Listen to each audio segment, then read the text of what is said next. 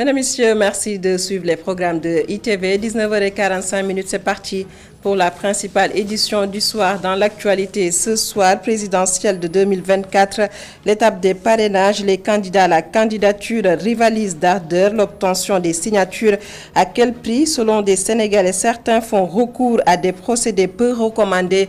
Le reportage de Ami Diouf à suivre dans cette édition. Tournée économique du président de la République Macky Sall après l'étape de Kédougou. Le chef de l'État était hier dans le bassin arachidier à Kaolack où il a inauguré la maison de la jeunesse et de la citoyenneté.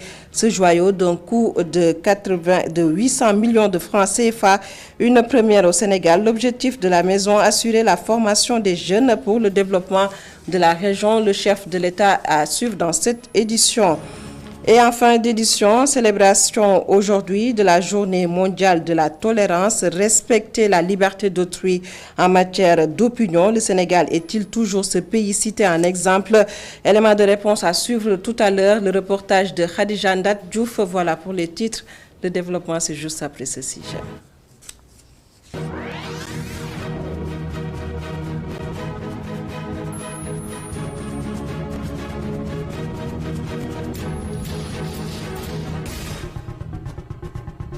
Bonsoir à tous et bienvenue de la politique pour démarrer cette édition à quelques heures du verdict de la Cour suprême et de la décision de la CEDEAO concernant la réintégration du leader de l'ex-parti PASTEF Ousmane Sonko sur les listes électorales. Yewwi Askan Wi et l'ACOS en conférence de presse cet après-midi pour alerter, disent-ils, l'opinion nationale et internationale sur la situation du pays malgré l'interdiction de la marche de demain. Les opposants continuent de mettre la pression et appellent à une mobilisation massive ce vendredi 17 novembre 2023. Je vous propose d'écouter la réaction de Déthié Fall, les membres de la coalition Yewwi Askan Wi au micro de Ami Diouf. Et par conséquent, ce qui est attendu demain, l'unique décision attendue demain par tout le peuple sénégalais, c'est la réhabilitation sur les listes du président Ousmane Sonko pour qu'il puisse compétir. Et lui rappeler que des oppositions ont toujours existé et jamais un président n'avait empêché à un opposant d'être candidat. En cas d'autorisation de cette marche, que ce peuple se mobilise et que ce grand rassemblement permettra au moins au président Macky Sall de comprendre que la décision, elle est attendue dans un seul et unique sens. Et maintenant, pour le reste, qu'il s'en remette à Dieu et qu'il sache que le pouvoir, c'est l'affaire du Tout-Puissant et qu'il ne peut rien contre le destin d'un citoyen, contre le destin d'un. La présidentielle de 2024, parrainage, les candidats rivalisent d'ardeur pour obtenir les signatures des citoyens. Certains font recours à des procédés peu recommandés avec la complicité de Jean Véreux, selon des interlocuteurs dans ce reportage signé Ami Diouf. Âgé d'à peu près de 70 ans, en plus d'être intellectuel, il a pourtant involontairement parrainé un candidat. Ce vieux, c'est le fils de son ami qui a trahi sa confiance.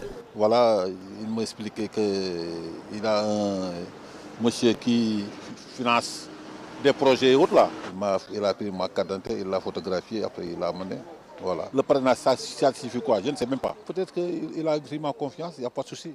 La carte d'identité bien rangée dans son portefeuille, malgré son âge avancé, ça ne sera pas facile de voler à Modou Sow sa carte d'identité.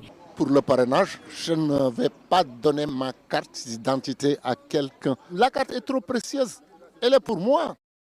Elle n'est pas pour un candidat. Une carte d'identité, elle est personnelle. Elle ne doit pas être divulguée. Surtout ces périodes-là, c'est dangereux. Ne faites pas ça. Ce retraité dénonce ceux qui cèdent leur pièce d'identité en échange d'une somme d'argent. Être vigilant pour qu'on ne puisse pas te tromper pour aller prendre ta carte d'identité, aller parrainer un autre, aller parrainer ou vendre ça. Personne n'ose même venir me dire vends-moi ta carte d'identité. Ça, vendre ta carte d'identité, c'est presque vendre ton honneur, hein, ta dignité. Sous le couvert de l'anonymat, cette dame nous confie qu'elle ne fait pas partie de groupement. D'ailleurs, elle ne compte même pas parrainer un candidat. Je ne suis dans aucun groupement de femmes et personne ne peut me voler ma carte d'identité. D'ailleurs, je ne parraine aucun candidat. J'attends les élections. En cette période préélectorale où beaucoup de candidats sont à la quête de parrainage, tous les moyens sont bons pour y parvenir avant la date butoir. Le président de la République, Macky Sall, poursuit sa tournée économique. Il était dans le Ndoukoumane à Kaffrine. Le chef de l'État a inauguré la sphère administrative de Kaffrine, qui a d'ailleurs été baptisée à son nom. Le président de la République, Macky Sall, annonce ainsi la construction d'autres sphères administratives, d'autres sphères régionales. Je vous propose d'écouter le président de la République, Macky Sall, au micro de notre correspondant à Kaffrine, Boubacar Falbop.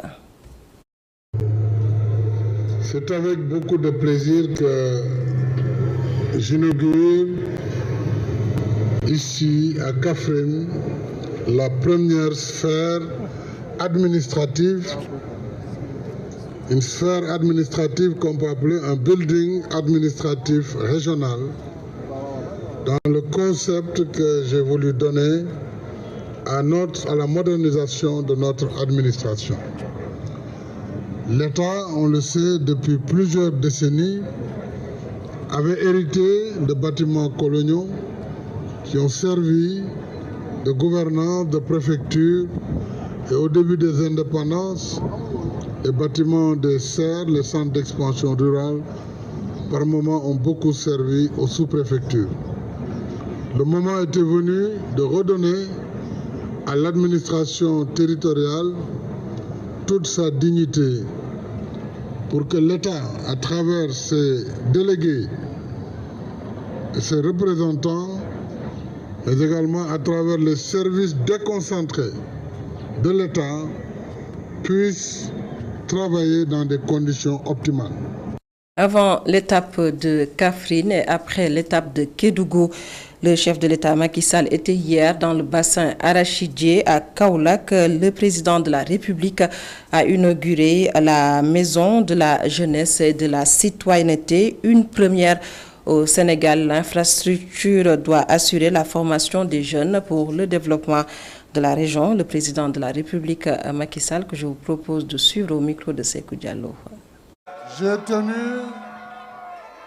à présider personnellement cette cérémonie d'inauguration de la toute première maison de la jeunesse et de la citoyenneté, qui est celle de Kaolack, pour marquer une fois de plus la priorité élevée que j'accorde à la jeunesse.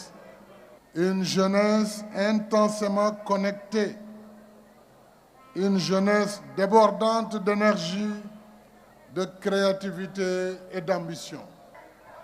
La jeunesse incarne une force sur laquelle notre pays doit s'appuyer pour mener à bien sa marche résolue vers l'émergence et la prospérité durable. C'est pourquoi j'ai pris l'option en 2019, au moment de l'élaboration du PAP 2, d'accroître massivement les investissements destinés à la jeunesse. Investir dans la jeunesse, c'est investir pour l'avenir. C'est dans ce cadre que nous avons conçu le projet de construction et d'équipement des maisons de la jeunesse et de la citoyenneté. Cette maison se veut à la fois un creuset de développement de talents et un espace convivial où les jeunes pourront trouver toutes les commodités et services de proximité nécessaires. Après les régions de Kédougou, Kaolack et Kaffrine, Fatick sera la dernière étape de la tournée économique du président de la République, Macky Sall. Et pendant ce temps, le candidat du Parti de l'Unité et du Rassemblement était en tournée à Mbour. Aliou Mamadou Dia a fait 5 jours dans le département et les populations lui ont fait part des difficultés auxquelles elles font face, entre autres points, l'accès très difficile aux services sociaux de base et les impacts de la rareté des ressources halieutiques. Aliou Mamadou Dia, que je vous propose de suivre également au micro de notre correspondant dans le département de Mbour, Muntaga Kana. La leçon que nous tirons, c'est qu'il y a encore du boulot à faire. Nos compatriotes dans le département de Mbour nous ont témoigné. C'est difficile pour eux. Tout est difficile. La vie est chère. Ils n'arrivent pas à joindre les deux bouts. Il y a de sérieux problèmes dans tous les domaines. Ils nous ont parlé des problèmes auxquels ils sont confrontés en matière d'éducation, en matière d'accès aux services sociaux de base. Ils nous ont parlé du manque d'eau dans des villages où il n'y a pas d'électricité, où il n'y a pas de case de santé. Les femmes nous ont dit, en réalité, quand une femme est en travail ici, on est obligé de la mettre sur des charrettes et de l'amener loin. Et qui dit département de Mbour, c'est quoi? C'est en ville. C'est à, disons, 60 km de Dakar. Même pas. À Joal, où nous avons rencontré aussi les femmes transformatrices de produits halieutiques. C'est un cri de cœur que les populations ont lancé. Ils ont besoin d'être soutenus. Moi, ce que je retiens, c'est cette lueur d'espoir que nous avons pu créer, ou en tout cas allumer auprès de nos concitoyens dans le département de Mbour. Il y a un travail énorme à faire. Dans le sud du Sénégal, la présidente du mouvement Alternative pour la relève citoyenne, ARC, elle, était dans le sud du Sénégal sur la crise casamançaise. Anta Babacar Ngom promet une paix durable une fois à la tête du pays. Elle mise sur des réformes structurelles et des investissements dans les secteurs de la pêche, de l'agriculture et du tourisme. Correspondance dans le sud du Sénégal, à Ziguinchor, plus précisément à Sanbar.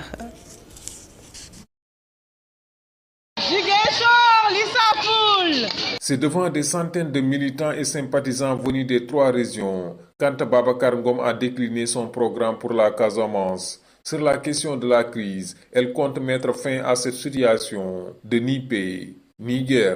La situation de statu quo, cet entre-deux qui n'est ni guerre ni paix, doit prendre fin de façon définitive.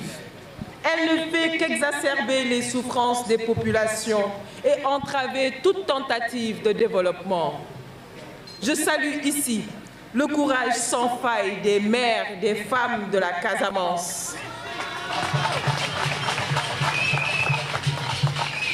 Ces dames qui, malgré le poids du conflit, restent inébranlables dans leur quête de réconciliation et de paix. C'est avec cette même énergie maternelle et cette persévérance que je m'attaque aux racines de nos troubles pour y apporter des solutions justes, mais surtout des solutions inclusives.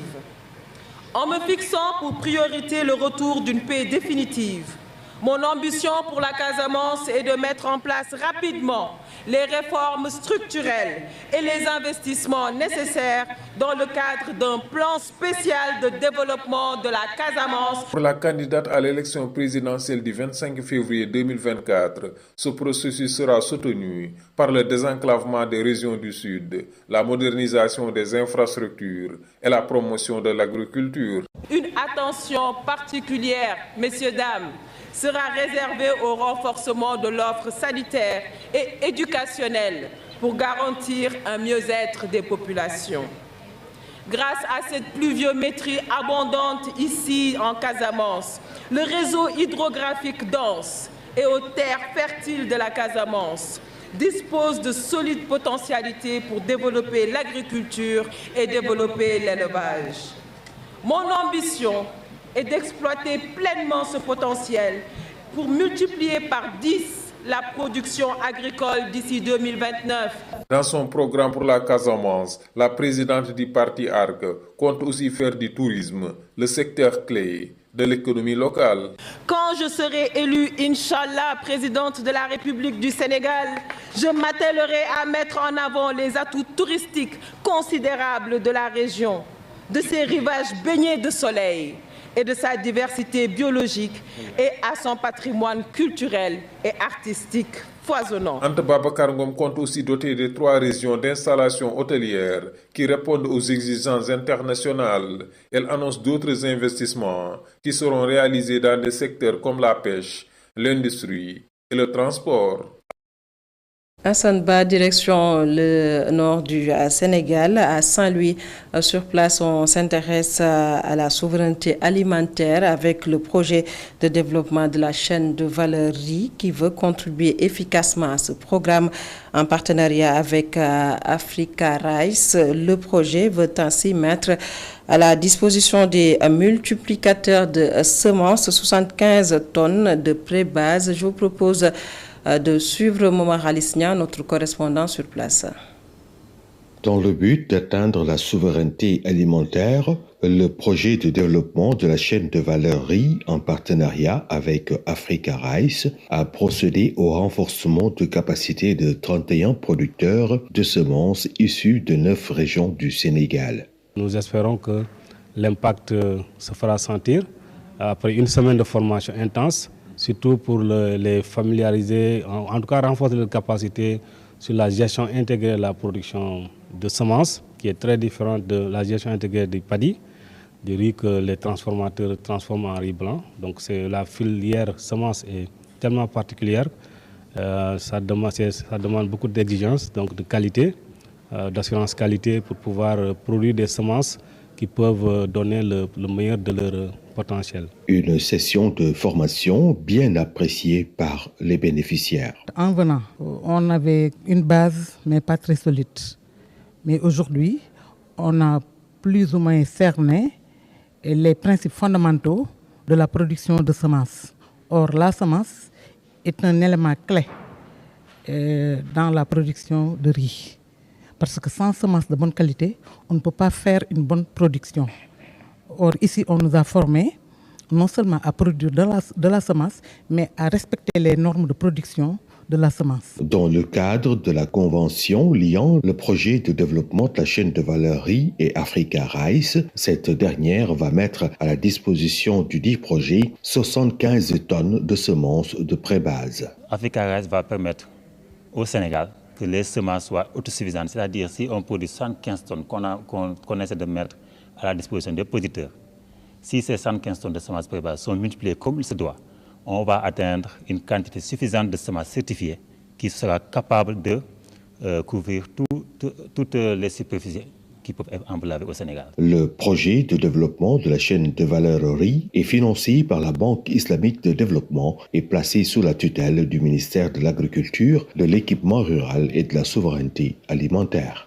Aspect de l'actualité ce soir, litige foncier à la cité Apix de Tivaouane Peulh. Une délégation de députés s'est rendue sur place pour s'enquérir des conditions de vie des impactés de l'autoroute à péage. L'honorable député Aïcha Touré, résidente de la cité, que je vous propose de suivre au micro de Babacar Seck. Nous vivons un calvaire indescriptible.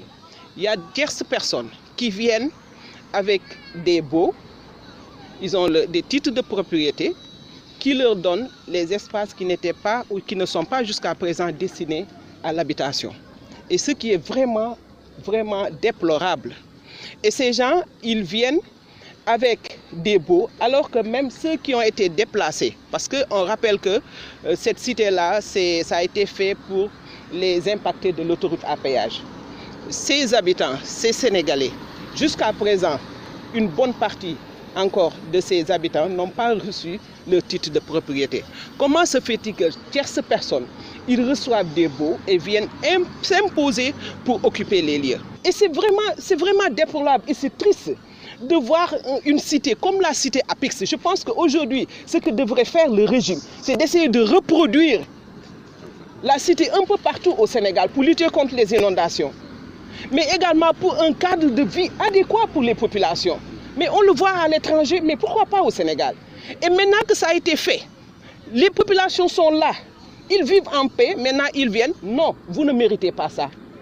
Il faut qu'on prenne ces espaces. Vous n'en avez pas le droit. On va vous faire retourner en arrière. C'est ce que la cité APEX n'accepte pas. L'emploi et l'employabilité des jeunes, le problème reste entier malgré les efforts de l'État du Sénégal et le programme Xëyu Ndaw ñi. Comment trouver des solutions à cette équation qui touche plusieurs pays d'Afrique? Une rencontre s'est tenue à Thiès sur la question. Seynabou Gaye Touré est la présidente du conseil départemental de Tivaouane. Elle est au micro de Isidore Alexandre Sena. Il s'agit de trouver des voies et moyens, de venir à bout d'une problématique qui est en train de régler un problème qui est purement politique, c'est l'emploi et l'employabilité des jeunes. Alors, nous nous sommes réunis une première fois à Yaoundé, où j'ai été d'ailleurs porté à la tête de la commission jeunesse, formation et culture. Et le deuxième regroupement s'est organisé aujourd'hui entre le conseil départemental de Tivaouane et le conseil départemental de Thiès, qui sont des institutions avec des compétences transférées dont l'emploi des jeunes. Alors nous avons, pour ce faire, à l'issue de nos travaux de Yaoundé, mis en place une plateforme formée par les jeunes des régions des 11 pays qui participent à cette rencontre. Et ces 11 pays réfléchissent en distanciel, parce qu'il y a beaucoup de conférences qui se font en dehors de nos rencontres officielles comme celle d'aujourd'hui, et nous permet de réfléchir, de mettre des personnalités d'horizons divers en selle pour réfléchir ensemble sur comment régler ce problème de l'emploi et de l'employabilité des jeunes dans un contexte difficile, dans un contexte de perte d'identité, dans un contexte de perte de repères. On a précisé également que Seynabou Gaye Touré est la présidente de la commission jeunesse, formation et culture de l'Association internationale des régions francophones. Arrestation de Oustaz Omar Sall suite à une plainte du collectif international des talibés chers. Il reproche ainsi aux prêcheurs d'avoir dénigré des pratiques culturelles de la confrérie Tidjane sur la situation. Le cadre unitaire de l'islam lance un appel à la tolérance. Son président invite Oustaz Omar Sall à présenter des excuses. Cheikh Ahmed Tidjane Si Al-Amin au téléphone de Abdourahmane Lisha. Chaque fois qu'un musulman est dans une situation difficile ou bien il y a des relents de conflits ou de dispersion entre les musulmans, c'est une situation que nous déplorons parce que Dieu nous enjoint à ne pas nous disperser en tant que musulmans. Et en plus, il nous recommande d'être des frères. Donc, à chaque fois qu'il y a une source de conflit ou de dispersion entre les musulmans, c'est une situation que le QDIS déplore, puisque le but du QDIS, c'est de rassembler les musulmans dans ce qu'ils ont en commun et de se tolérer ce qu'ils ont en différent. Donc aujourd'hui, nous déplorons qu'un musulman soit arrêté pour des faits qui relèvent, d'attaques entre différentes communautés. Aujourd'hui, comme la situation l'exige, nous sollicitons le pardon de part et d'autre. D'abord, que celui qui est censé offensé présente ses excuses à la partie qui se sent offensée et que la partie offensée accepte ses excuses et passe à autre chose. Même si le QDIS ne s'est pas prononcé de manière officielle, moi, en tant que président, je peux dire que c'est le comportement ou l'attitude qui me semble le plus indiqué dans cette situation. Ce 16 novembre 2023 est célébrée la journée mondiale de la tolérance, un prétexte pour nous de voir la cohabitation entre Sénégalais de croyances ou de confréries différentes. Le Sénégal est-il toujours ce pays? Cité un exemple, élément de réponse dans ce reportage signé Khadija Ndat Diouf. Une parfaite cohésion existe au Sénégal entre les tariqas. Personne n'a le droit de porter des préjugés sur les croyances de son prochain. Notre pays est envié dans le monde grâce à cette bonne cohabitation, selon cet imam. Il habite Grand Dakar. Le Sénégal a été une exception tout simplement parce que cette tolérance a été. Donc on a toujours vécu entre musulmans et chrétiens comme des frères. Les propos restent unanimes. Le Sénégal, sans cette tolérance entre les confréries, plongerait dans le chaos. C'est en tout cas l'avis de ses fidèles musulmans. Ce serait un vrai danger s'il n'y a plus cette bonne entente. Non, ce sera le chaos, bien sûr. Pour éviter cette situation, chacun devrait respecter son prochain avec ses croyances. Donc les confréries, le cousinat, c'était le ciment par exemple de la société. Donc personne n'a le droit de contraindre les gens à être tijanes, à être mourides ou autre chose. La journée internationale de la tolérance est célébrée ce 16 novembre, une qualité indispensable dans la vie de tous les jours pour la paix et la cohésion nationale. Un reportage de Khadija Ndat Diouf. Le reportage de ce soir à présent, l'on s'intéresse aujourd'hui au changement climatique. Les populations sont partagées entre rhume et grippe. Comment faire pour se prémunir? On fait le point avec Mme Seynabou Babou. La période de fraîcheur arrive, le climat commence à changer, tantôt il fait frais, tantôt il fait froid. La santé de certaines populations affectées. Devant sa boutique, Cheikh Mbacké guette l'arrivée de clients. Le climat n'est pas agréable en ce moment selon lui. Le commerçant est partagé entre fatigue et maux de gorge. Comme ça, bu changé des fois da ngay xëy di am ay yaram yu tàng. Parfois, nous nous réveillons avec de la fièvre. Nous sentons de la fatigue dans tout notre corps. Nous ressentons également des maux de gorge. Avec le changement de température, les gens tombent facilement malades. C'est le même constat chez Cheikh Mbacké, trouvé devant son atelier de couture. Il vit actuellement la même situation. Parfois il fait froid, d'autres fois il fait chaud. Le changement de climat nous affecte car ça favorise le rhume, les maux de tête, mais aussi le mal des yeux. Le temps n'est pas agréable en cette période si l'on se fie à nos interlocuteurs. Beaucoup souffrent actuellement, certains se protègent, les masques réapparaissent en attendant que tout se stabilise. Un reportage signé Mme Seynabou Babou. Voilà, c'est la fin de ce journal. Mesdames et messieurs, merci de nous avoir suivis. Excellente suite des programmes sur ITV.